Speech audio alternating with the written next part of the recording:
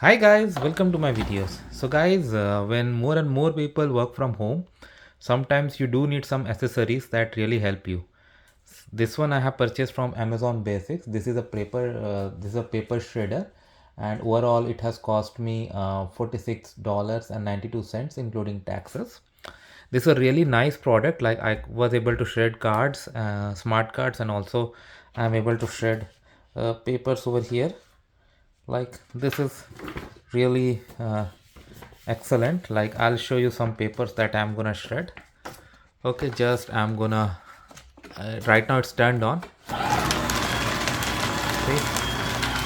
how easily it is going through. It just went through so smooth, and it's getting collected over here, and it's in two parts. Like you can just dismantle it like this, and the moment you take it out, the power button goes off. Now you put it back, power button comes in. So that's a safety standard that's really helpful, and it's performing really good. So thanks for watching.